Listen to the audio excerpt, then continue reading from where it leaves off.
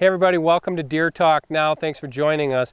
Today's show is going to be a little bit different. We're going to give you a true or false quiz. 3 questions. Can you get them all right?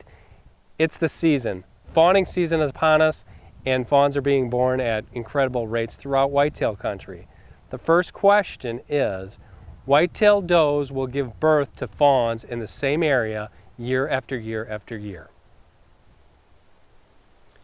The answer to this question mostly is true.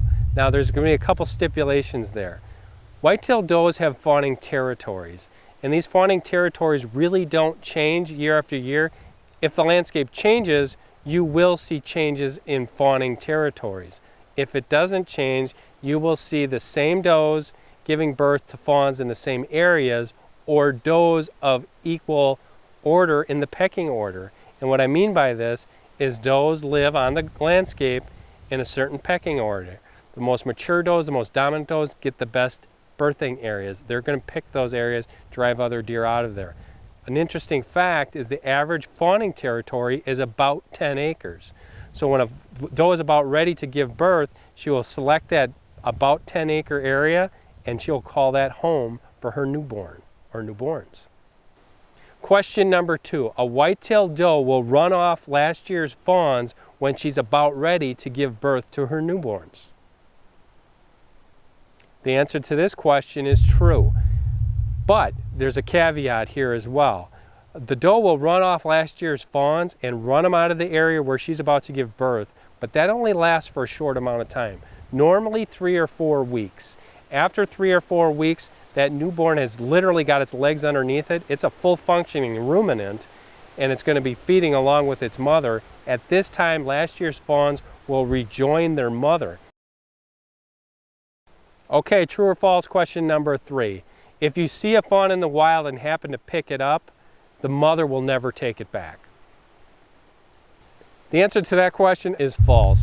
Although it is very unwise and not recommended to ever pick up a fawn out of the wild, if you would happen to do that or know somebody who did it, have that fawn return to the place where it was found, and there is a chance, not a great chance, but a chance that the mother will still be in the area and come back to her fawn and raise that fawn. One thing you never want to do is pick up a fawn that is that little, because within the first few days of that fawn being born, fawns are very impressionable, and what they call it is they call it imprinting. A fawn will imprint on anything that it comes along. So if you come across a fawn and you happen to pick it up or know somebody who picked up a fawn, just have that fawn placed back in the spot where it was found, and there is a chance that the doe is going to still be in the area and come get her fawn and all's going to be okay. It's not 100%, but there's a chance. All right, I can't just give you 3 questions. I'm going to throw in a bonus 4th question. This one is the one I get a lot. You're hunting in early fall and you see a doe with 2 fawns. A lot of guys or gals are going to say, I don't want to shoot that doe because I'm going to orphan those 2 fawns and they're not going to survive winter. True or false? Again, answer is false. Once fawns hit fall, especially September, they are full functioning ruminants and then some. In fact, a fawn is going to become a full functioning ruminant within just a couple weeks after being born. There's been studies that showed fawns are eating browse within a week of being born. Now they're not actually subsisting just on that, they're subsisting on mother's milk, and the nursing process will take about 3 months, sometimes 4 months. You might see a fawn nursing in September, but that fawn has already been weaned in the eyes of its mother. So by all means, if you have doe tags, you have surplus deer on your landscape, do not worry about orphaning fawns in fall, because they're going to be quite all right. So how did you do? Did you get them all right? Did you get all 4 of them right? If you did, you're a true stump sitter. Big thumbs up from me and everyone here at Deer and Deer Hunting. Join us again next week, Thursday, for another episode of Deer Talk Now, and be sure to watch all the back episodes for free at deerhunter.tv.